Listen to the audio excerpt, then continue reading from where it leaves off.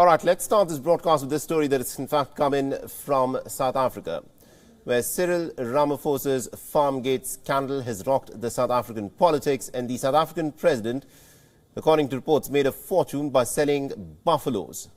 He'd once bid more than 20 million rands on a single buffalo. And that's not all. Ramaphosa, it appears, has a serious liking for buffaloes as well.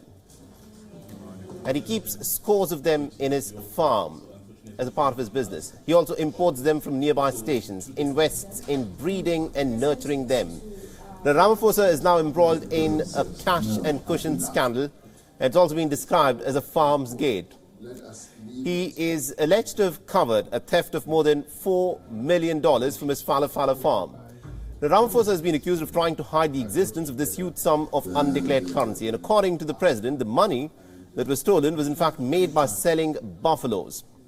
Ramaphosa had earlier said that he had received a sum of $600,000 in terms of cash for the buffaloes that he had sold.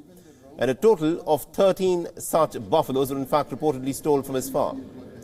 Apparently, all the cash that he received from selling the buffaloes was stolen from beneath the sofa's cushion, where he had kept the cash himself at his ranch.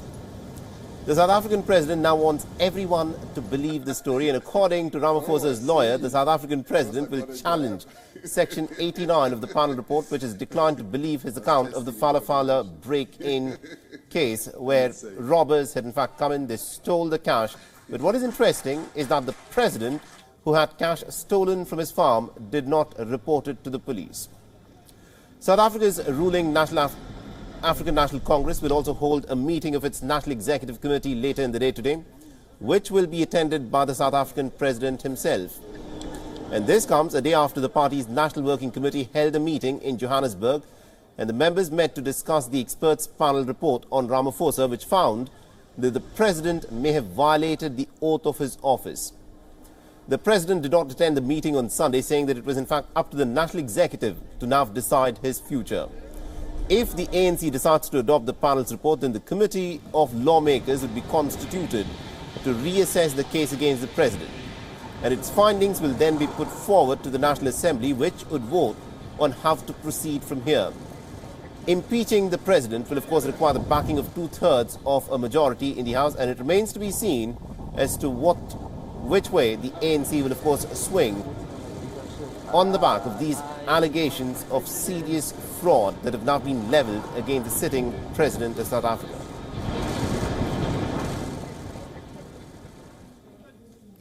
All right, now to give us more insights in terms of what, of course, is likely to happen in South African politics, we're being joined by Edwin Naidu, who is a political commentator, and he's joining us live from Cape Town in South Africa. Now, Mr. Naidu, this, of course, is a very serious case that has rocked South African politics. It's been described as the Farmgate Scandal that the South African president, Cyril Ramaphosa, is embroiled in. And a decision, we're given to understand, is expected to be taken by his party today. Give us a sense of how his party so far has viewed this case. How much internal support does Cyril Ramaphosa have within his party after these allegations have been made public? Well, good day, Mohammed. Thanks for that. I think, it was expected that President Ramaphosa would step down on Thursday. In fact, the rumors were very high that he was going to resign. He was, going to pack it in. There was no appetite to fight. But what you saw on Thursday was major intervention by people like the national chairperson, Gwede Mantashe, Minister of Justice Ronald Lamola, and others who reminded him that the ANC nominated him for the position of president, and he could not stand down without consultation, with the National Executive Committee. So I think, remember that Ramaphosa is super wealthy, unlike his predecessor, Jacob Zuma, who has multiple wives, 20 children. He's always broke and needed to keep his hands on the financial levers.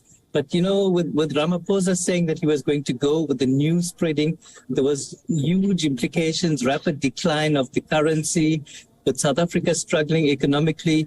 After the pandemic, you found that there could be another economic crisis. I would say that the party rallied together and spoke to Ramaphosa and said, you can't leave now, before the major elections taking place in two weeks' time for new leadership.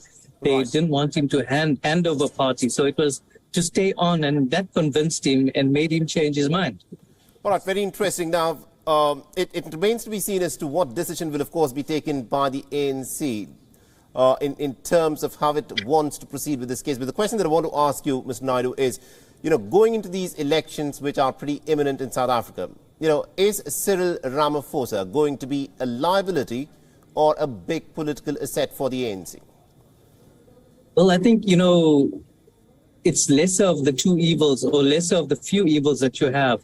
You've got him running up against Zweli Mkhize, who himself faced major scandals as health minister, amounting to hundreds of millions of rands that were squandered and siphoned to his family, son, wife, and daughter-in-law. So that's his main rival. His other rival is the former, the current Minister of Cooperative Governance, Dlamini Zuma, the former wife of President Zuma, or former President Zuma. And she herself, when she was a minister many years ago, I think it was arts, she gave money to a movie that embroiled her in scandal. Right. So each leader is tainted with something. But many people seem to think that Ramaphosa, because he's loved by business, in fact, you've got his critics who say he's aligned to white monopoly capital, white business, and people there support him because he's very sort of amiable to them.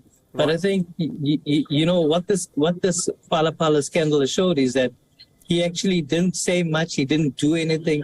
It was just rumors, and the rumors actually made him stronger because when people thought he was going to resign, there was a huge groundswell of support saying, don't resign. But you also had some people who said he must go now because what he did is wrong. And the fact is, when you compare him to the previous president, two wrongs don't make a right. But the fact is, how wrong is his wrong compared to Jacob Zuma's wrong? I think, Mr. Naidu, that's a question that the people in South Africa will decide. But just before we let you go, very quickly, the fact is Cyril Ramaphosa came into the presidency campaign when he was campaigning. He said that he wanted to clean up the South African politics of corruption. But looking at the allegations that have now been leveled against him, do you think he's failed on that front? I think he definitely has failed because he's breached trust. And I think when you breach trust, you can't convince people to do something when you yourself are tainted. But, in his favor, he's definitely gone the extra mile to try and reverse what we call state capture. With the former previous president aligning with the Gupta brothers from India who are now hiding in Dubai. He's tried to make sure that people involved in those, investigations are brought to justice. It hasn't really happened, but I think this has made him stronger in a sense. And remember, the last time he fought this election, it was very close. He beat Dlamini Zuma by just something like 200 votes. So, given that he may still have the strong support of people who are saying, let's, look at this report according to its merits, he will take it to the Constitutional Court on review. It might make him stronger. He might emerge because they see him as the best bet for South Africa, given that our lack of leadership integrity is there, Absolutely, indeed. Thank you very much indeed, Mr. Naidu, for joining us and getting us all those insights there. Pleasure. WION is now available in your country. Download the app now and get all the news on the move.